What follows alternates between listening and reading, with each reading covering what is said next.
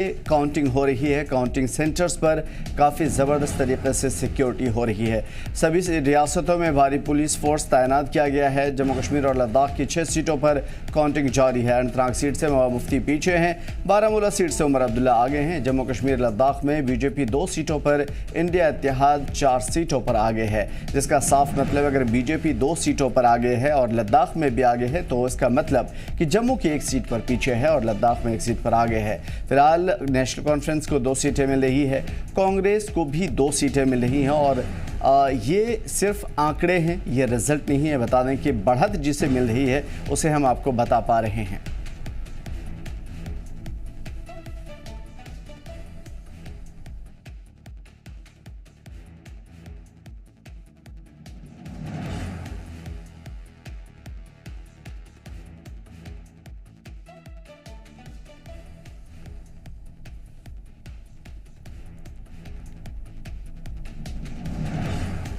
लोकसभा चुनाव 2024 के लिए वोटों की गिनती जारी है। पहले पोस्टल बैलेट के जरिए वोटों की काउंटिंग हो रही है।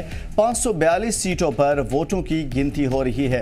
काउंटिंग सेंटर पर सख्त सिक्योरिटी के बंदोबस्त देखे जा सकते हैं। इस वक्त बड़ी खबर जम्मू कश्मीर के हवाले से, जहां पे महबूबा मुफ्ती पीछे चल रही हैं, उमर अब्दुल्ला आगे चल रहे हैं और सज्जाद गनी लोन भी पीछे चल रहे हैं। हालांकि अगर ओवरऑल सीट की बात की जाए तो इस वक्त जम्मू कश्मीर लद्दाख को मिलाकर के बीजेपी 2 सीटों पर बढ़त बनाए हुए है।